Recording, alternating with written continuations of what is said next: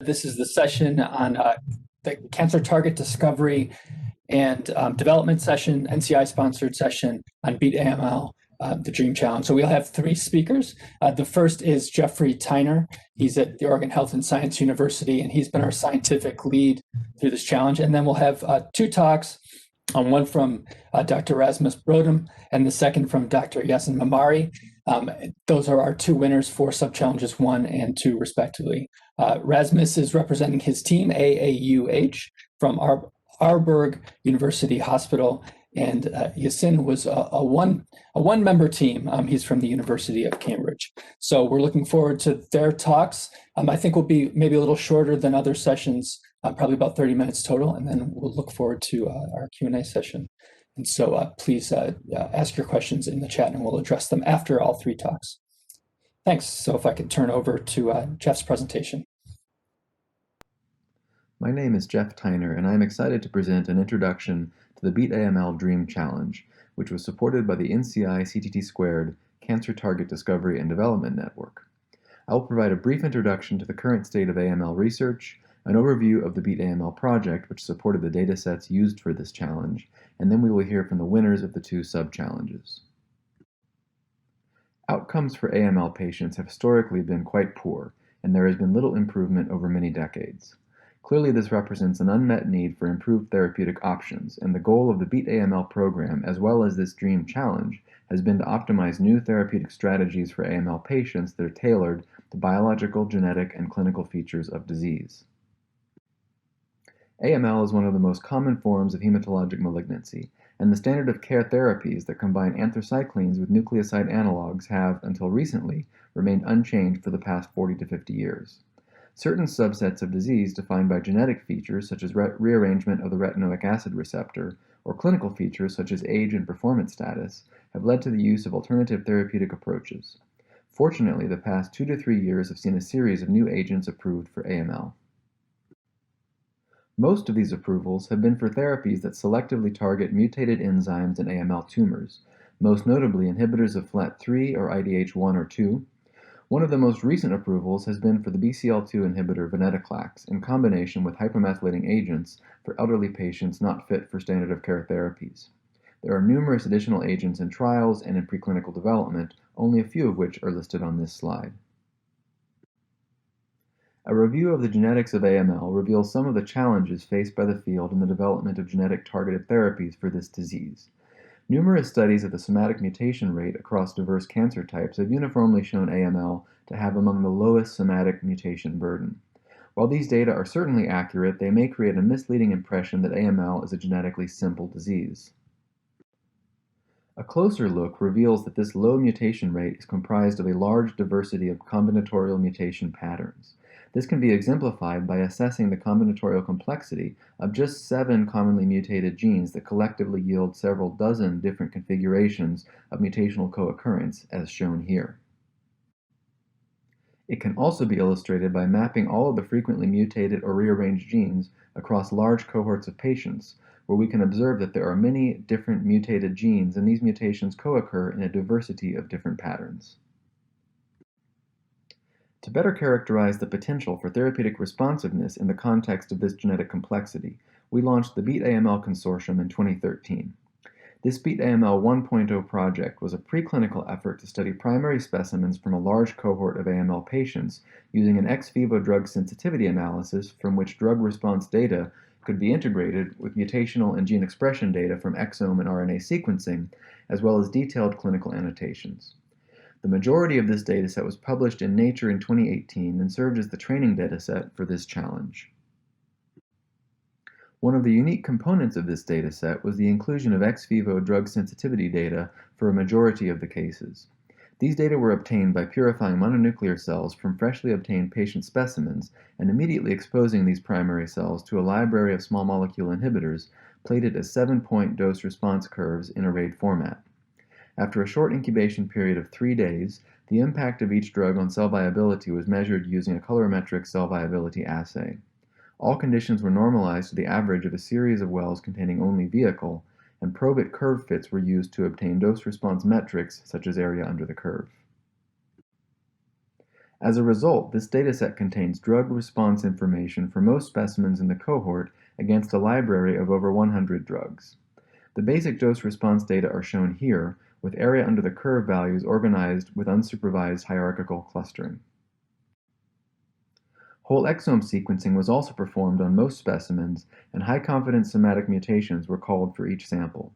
In addition, chromosomal rearrangements were curated from a union of clinical cytogenetics and gene fusion calls from RNA sequencing data. Comparison of this dataset versus other large AML datasets, such as TCGA, for frequency of the most common mutations reveals good overall agreement between cohorts, with only a handful of events that show discrepant frequency, likely due to technical differences in exome capture and/or sequencing platforms used for the respective cohorts. RNA sequencing was also performed on most specimens, and unsupervised clustering of gene expression values shows groupings that align with prominent genetic subsets of disease. Notably, we also included RNA sequencing of two groups of healthy controls, one representing RNA from whole mononuclear bone marrow cells from healthy volunteers, and the other CD34 selected healthy bone marrow cells, which represents a population enriched for stem progenitor cells. All of these data can be found in the NCI Genomic Data Commons repository, and our informatics collaborators, led by Dr. Shannon McQueenie, also created a public portal called Visome that can be used to explore and visualize this dataset. In this way, we hope to democratize the access and use of this dataset, and indeed, this Visome platform has been broadly accessed over the past 2 years since its launch. We wanted to further engage the computational community to explore and investigate this dataset, so we partnered with Sage Bionetworks and, supported by the NCI CTD2 Cancer Target Discovery and Development Network, we launched a DREAM Challenge. The first sub-aim of this challenge was to optimize predictivity of ex vivo drug responses using the other genomic and clinical features of this dataset. The second sub-aim was to identify best strategies for predicting clinical response using any of the above data features, including the ex vivo drug response data itself. For each specimen in the training dataset, there were a variety of clinical, ex vivo drug sensitivity, mutational, and gene expression features, some of which were numerical and others categorical. The challenge launched December 19, 2019, and consisted of 3 phases. In the open phase, participants could develop and train their methods. In the leaderboard phase, participants could continue training their methods and could also submit their methods for scoring. Final submissions were then assessed during the validation phase, with results announced in late May of 2020. The training dataset was comprised of 213 samples, the leaderboard dataset contained 80 samples, and the validation dataset contained 65 samples. It should be noted that due to the realities of working with primary patient specimens, where cell yield is highly variable and replacement material cannot be generated for any tests that fail data QA/QC metrics, the data matrix is not 100% complete for any of these cohorts. The overall completeness was 78%, with the largest number of specimens containing mutational data, second most containing gene expression data, and a slightly smaller number containing ex vivo drug response data. This challenge was a so-called model-to-data approach in which participants submitted their methods in Docker containers that were then executed in the cloud. We did this for 2 primary reasons. First, it enables reproducible and portable generation of results.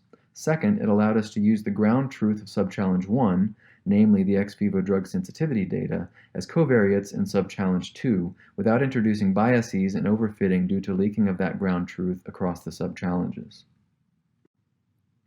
27 teams submitted methods to the validation phase of sub-challenge 1. Nearly all methods used expression data, with many methods using all 3 data modalities. We included 2 baseline comparator models, a standard ridge regression model, and the top performer from a related drug prediction challenge in breast cancer cell lines called Bayesian Multitask Multiple Kernel Learning, MKL, in the slide. 10 participant methods outperformed both comparators using both Spearman and Pearson correlations. A common feature of many of these top performers was the simultaneous modeling of all drugs within the dataset, as opposed to independent modeling of each. This exploits the correlation in responses across drugs.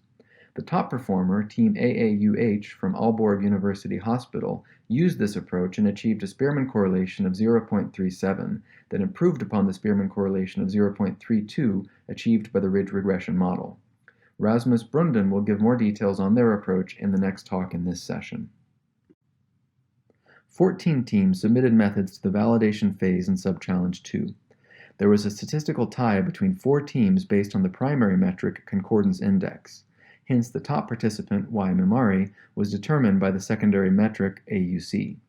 Team Y. Mimari from the University of Cambridge improved upon a baseline Cox proportional hazards model that used all data modalities, achieving a concordance index of 0.77 relative to the baseline method's 0.68. Yassine Mimari will present the details of this approach in the final talk of this session. I would like to acknowledge Jacob Roberts, who led this challenge.